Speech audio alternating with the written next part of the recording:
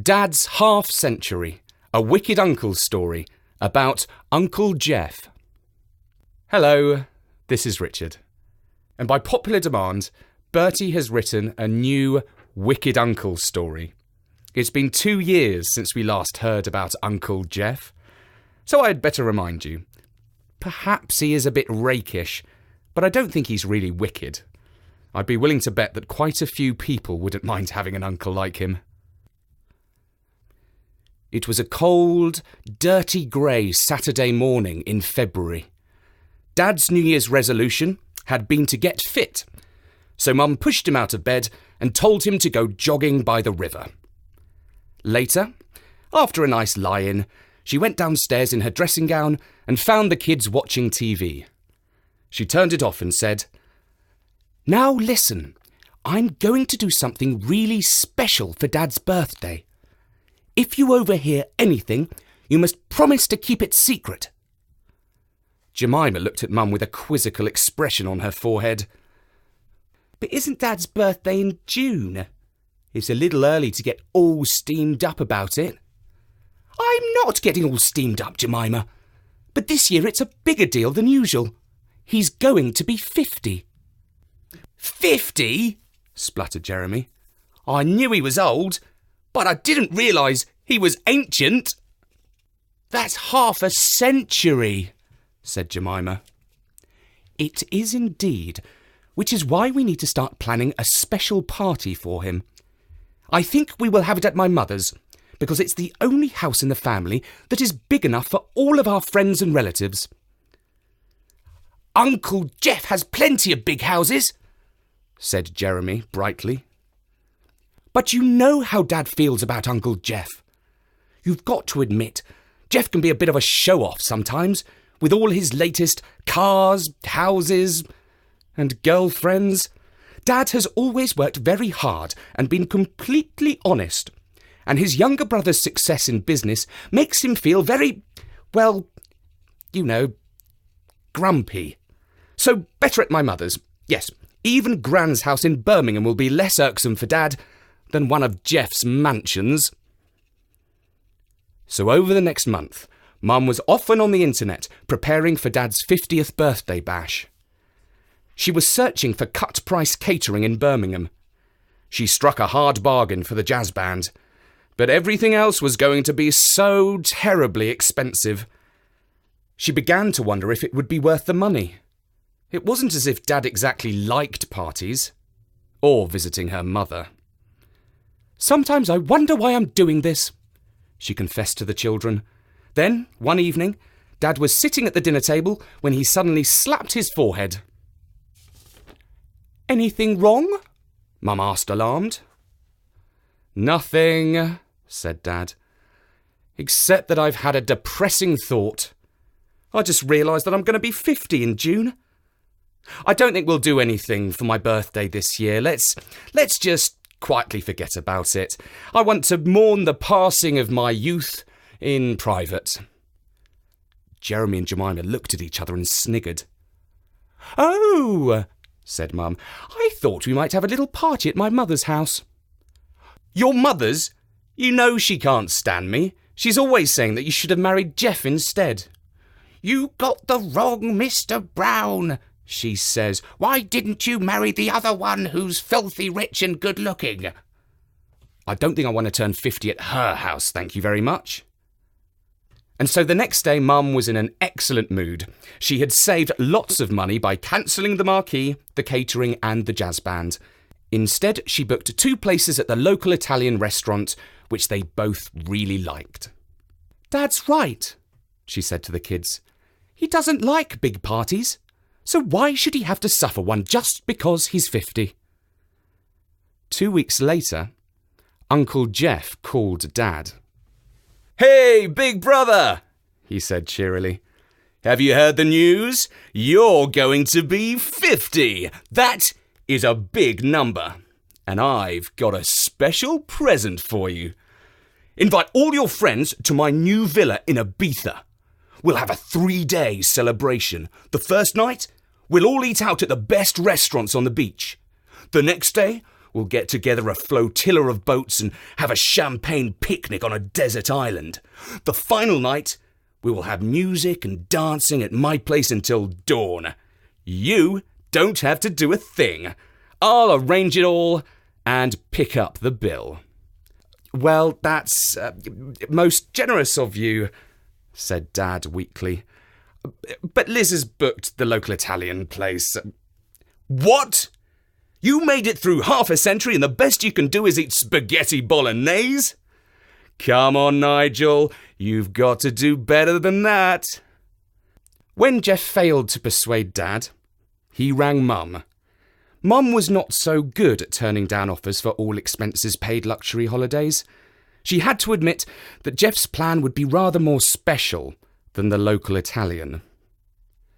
"Oh, come on, Dad, don't be such a spoil sport," pleaded the children when they heard. The kids loved any idea of Uncle Jeff's.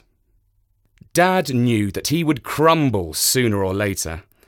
He might as well give in to the inevitable. Like it or not, his fate was sealed. He would celebrate his 50th birthday at Uncle Jeff's villa on the posh side of Ibiza. Mum happily sent out invitations to 75 friends and relations. She had them printed on extra nice cards, and she enclosed a schedule for the 3 days of celebrations. Then she asked Jeremy to help her set up an event page on Facebook. He was too busy, so Jemima did it for her instead. Very soon the replies started coming back. Almost everyone wanted to be at Dad's half-century celebration. It was going to be the party of the year. Grandma, Mum's mum, spent an hour on the phone saying how fortunate Dad was to have such a rich and generous younger brother. Dad could hear her voice from the other side of the room. He grimaced. "It's not about my birthday at all," he thought to himself. "It's just a chance for Jeff to show off." Jemima saw his face, and she understood what he was thinking. Later, she told Jeremy, and he said, "Yeah, Dad's going to really hate his birthday, but everyone else will have a great time." As some people of his generation still do, Dad clung to the habit of reading the newspaper. It was delivered every morning by a paperboy, just like in the old days. Mum particularly hated the Sunday paper because there was so much of it, and Dad kept the various sections lying around the living room all week long. On Monday, she sneakily threw away the most boring bits. Just as she was stuffing the business section in the bin, she noticed a picture that looked familiar. "Hold on a moment," she said, taking it out. "That's Jeff." She was expecting to read that Uncle Jeff had added to his fortune. She knew her husband would tut-tut and say, "Not another dodgy deal." But this was something quite different. It read, "Businessman arrested over the ghost mine that never was." There were quote marks to show that it was still just an accusation. But things looked bad for Jeff. His biggest ever business deal had fallen through. The investors who had given him money were taking him to court. But much worse, on Saturday morning at 6 a.m, the police had come to Jeff's house. They arrested him for suspected forgery. It was all about a contract, which Jeff had told everyone had been signed by a Russian businessman. Unfortunately, he could not find this vital document. He said that he had lost it. Nobody believed him. Still worse, the Russian could not back him up. He had gone to the place from where nobody, not even the super rich, can return. It had happened rather suddenly, as he was coming out of a casino in Monaco. "Poor Uncle Jeff!" Mum immediately rang Dad. "I can't say I'm too surprised," he said, "but it is a bit embarrassing. We'll just have to write to everyone and say that the birthday party is off."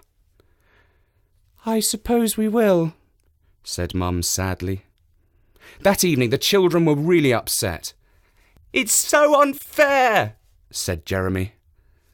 "I'm sure Uncle Jeff wouldn't do anything bad. He's such a nice man, isn't he?" said Jemima. Dad looked doubtful. The next day he went to see Jeff's lawyer to find out what had really happened. My wife and children are really shaken by it, said Dad. But I keep telling them that criminals rarely get more than a few months in jail these days, don't they? In this country, perhaps, replied the solicitor. But Americans are getting in on the act. They want him for wire fraud. They are threatening 250 years in jail, unless he pleads guilty. 250 years? Spluttered Dad. Yes, they do go in for rather long stretches there, said the lawyer. And when he's finished serving time in a Texas prison, the Russians want to send him to Siberia for another 15 years. Oh dear, said Dad. Will the British Foreign Office let them do that? They always do, said the lawyer. There's nothing you can do? Asked Dad. Not much, but there is one way you might be able to help. The police have searched Jeff's house from top to bottom, but they haven't found the safe. We told them that it's behind the oil painting of the reclining woman in the master bedroom.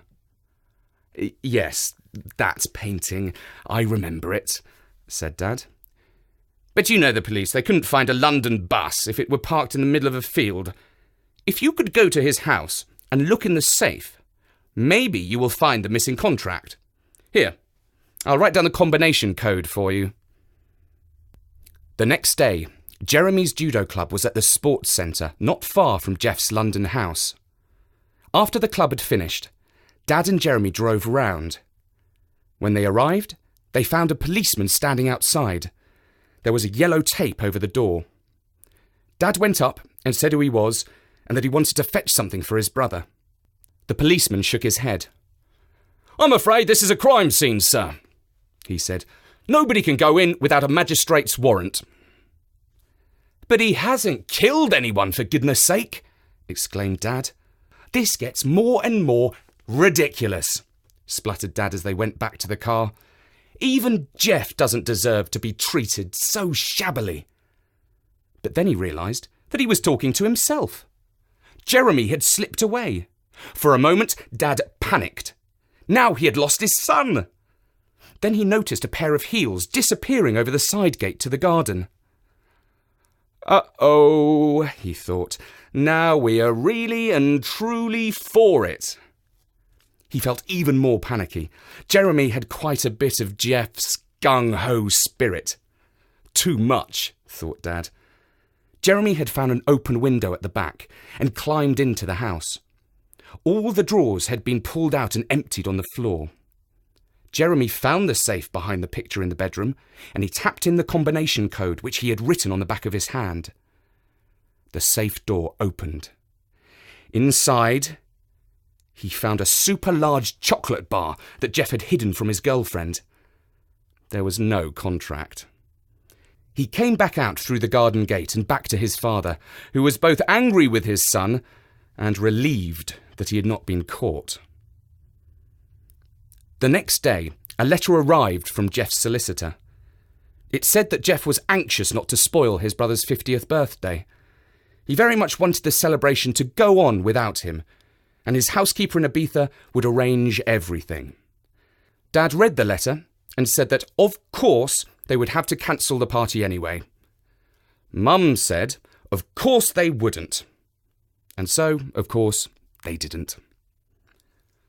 June came, and Jeff was out of prison on bail, awaiting his next appearance in court. The coming months might be his last taste of freedom. He had surrendered his passport and was not allowed to leave the country, but he drove the family to the airport to see them off to Ibiza. The kids were excited because Jeff had a new car, and they'd never been in a Bentley before. On the way, Jeff said, "You know, Nigel, the worst part of all this is if I go to jail, I'll never get a chance to start a family. You were so lucky to have such wonderful kids." At the airport, the two brothers hugged, and Mum cried a little. Dad said that he would always come and see Jeff in prison, even if he had to go to Texas or Siberia. Jeff said that he had the best brother in the world. The family walked through the departure gate in a tearful state.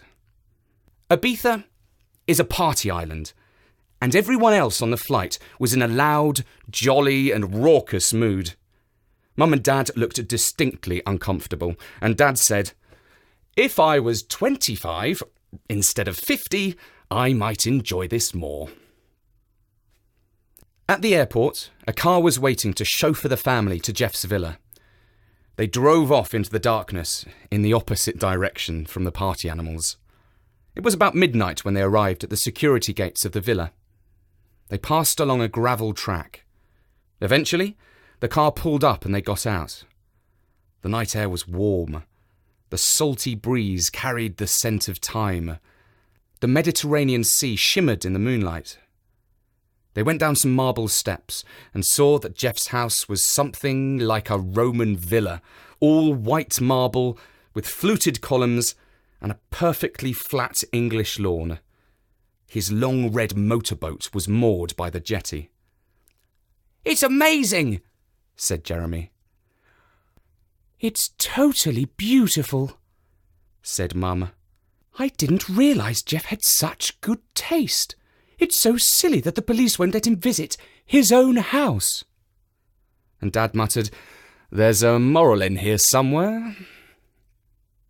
The next morning, the maid set out breakfast on the veranda with freshly squeezed orange juice, bread from the bakery, honey, jam and coffee. Mum said, "Oh, Jeff, why aren't you here with us?"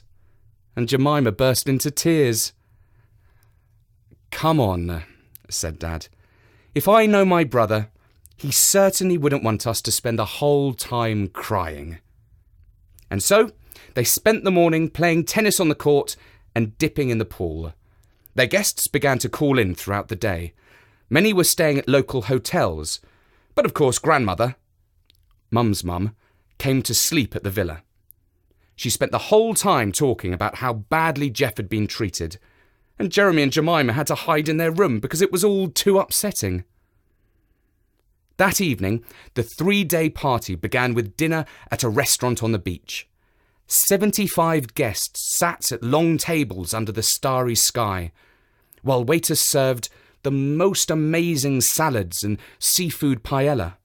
Before dessert, Dad had to make the first of several speeches. He kept it short and raised a glass and proposed a toast to the most generous brother anyone could wish to have.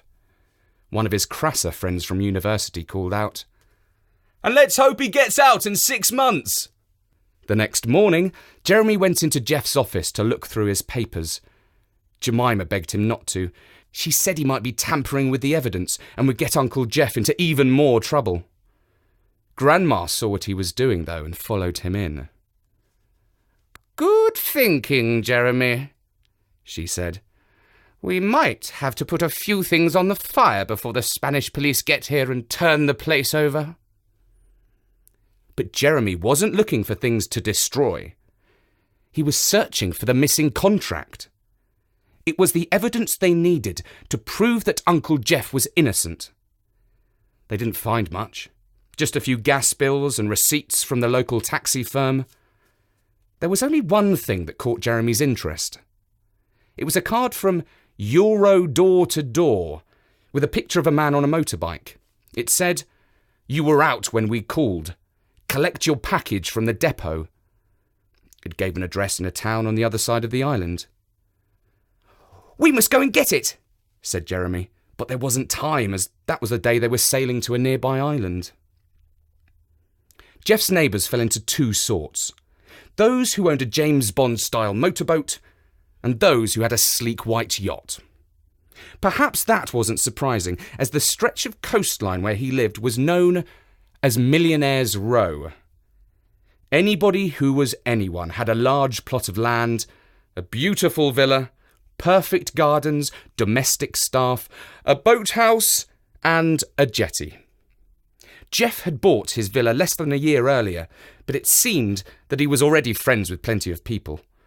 9 of his neighbours turned out with their boats to ferry the party to the nearby island of Formentera. a millionaire music producer, had a big banner which he draped over the side of his boat. It read, "Jeff Brown is innocent."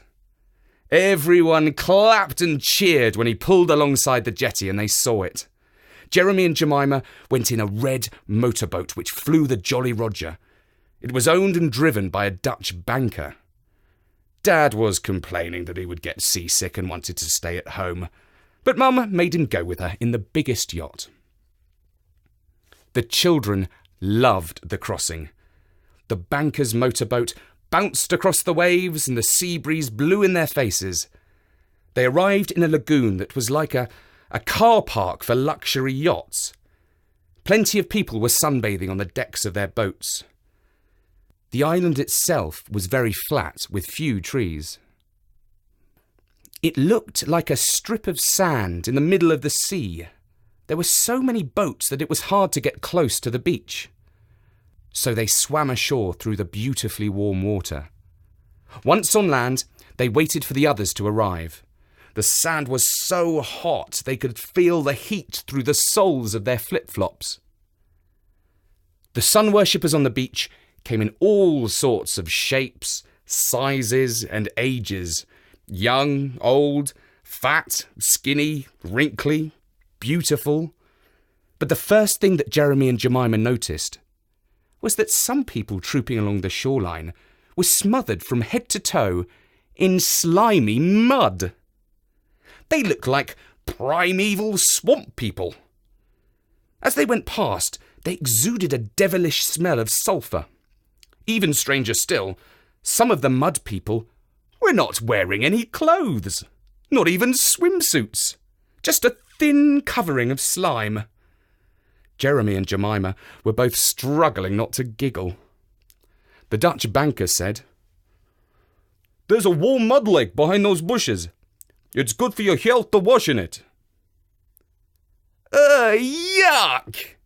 said both Jeremy and Jemima. A small dinghy brought Mum and Dad ashore from their yacht. When everyone had gathered on the beach, they found a stretch of sand to themselves.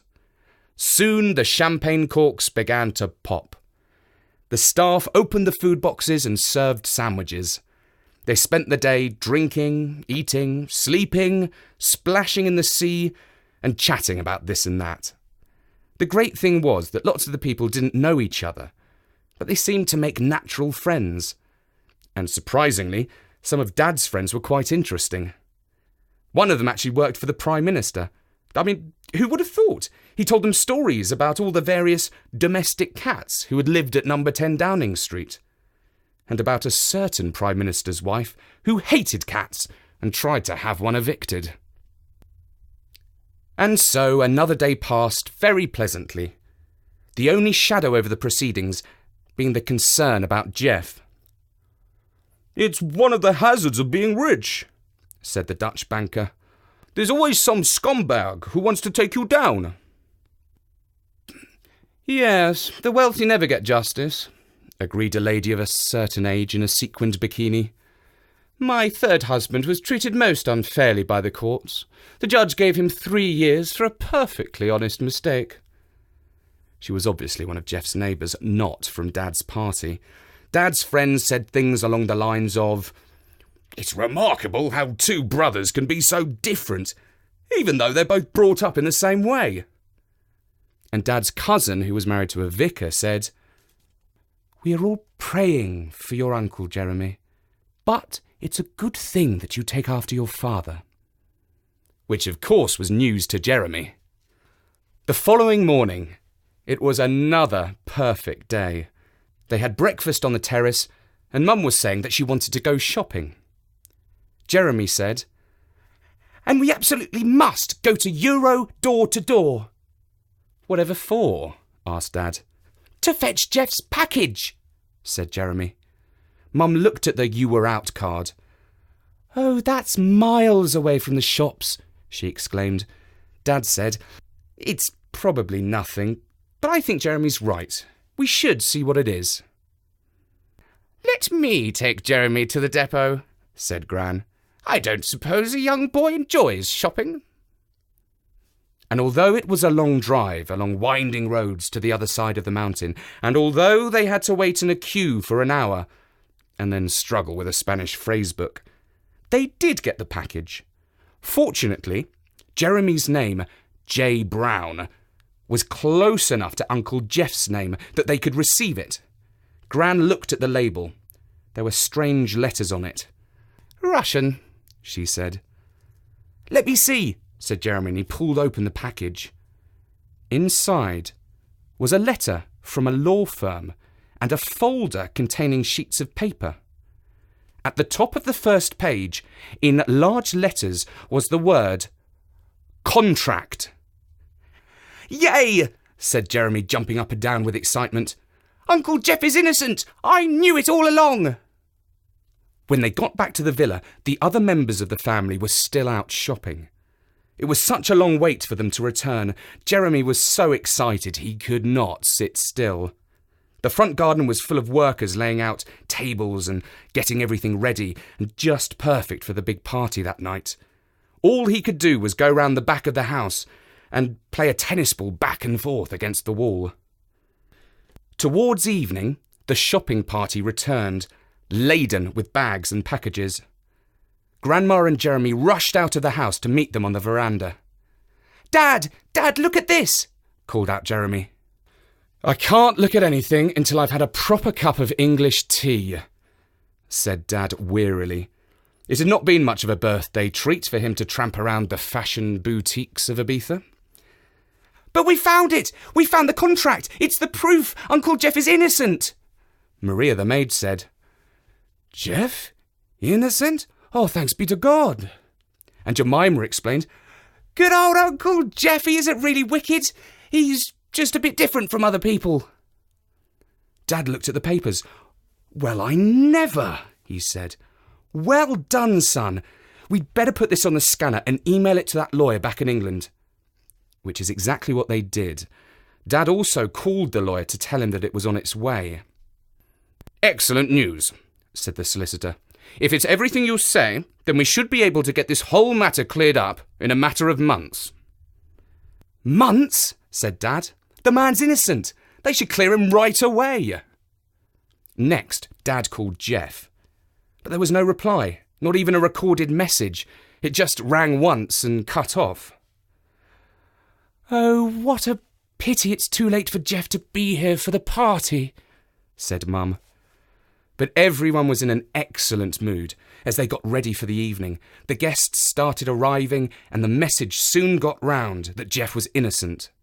Everyone was praising Jeremy's detective work. Even Jemima said that she was proud of her brother. Dad actually looked happy. They all sat down for dinner under the stars, and the conversation was still all about Jeff. "But what a pity he isn't here tonight for this fabulous party," people kept on saying. A footman wheeled out a trolley bearing a huge birthday cake. Everyone sung happy birthday, and the children helped their dad blow out his 50 candles. The cry went up, "Speech! Speech!" And Dad said that today he had received the best birthday present of his life, the proof that his brother was innocent. There were loud cheers all around, only to be drowned out by a tremendous, juddering sound. "I think the boiler's going to explode," somebody said. It's a helicopter," said Jeremy, and the noise became almost deafening. The shadow of the helicopter passed right over them, and it hovered behind the house before landing behind the tennis court. The children ran over to see what was going on. Don't go too near the blades. The blades are dangerous," called out Dad. Two passengers, one dressed in a dark suit with a bow tie, another in a little black dress, hopped out of the helicopter, ducking their heads, and walked round the house to join the party. Dad stood up again and called everyone to order. "A few minutes ago," he announced, "I told you that I had received the best birthday present of my life, a piece of paper showing my brother's innocence. Now, I have an even better gift. Ladies and gentlemen, Dear friends and family, I present my brother, Jeff Brown. And the two men hugged each other. There wasn't a dry eye in the whole garden. It was actually the first that Uncle Jeff knew about the discovery of the contract. He had planned his secret trip to Ibiza earlier that day. After all, if somebody means to put you in jail for 250 years, you haven't got too much to lose by breaking a few little rules. This is how he left England without his passport. A friend smuggled him aboard a private jet, and they flew to a small airfield near Barcelona. When they arrived, he and his girlfriend ran across the tarmac to catch a helicopter without going through passport control. From there, they flew straight to the villa in Ibiza. It was typical Uncle Jeff. A bit naughty, but not really wicked. And now that he had the contract in his hand, proving that he was innocent, nobody could blame him for coming to celebrate his brother's half-century. And that was the story of Dad's half-century. And I was just wondering, have your parents, or even your grandparents, recently had a 50th birthday? Do you think it's really, really, really old? Let us know in the comments below at storynori.com. For now, from me, Richard Scott, bye-bye.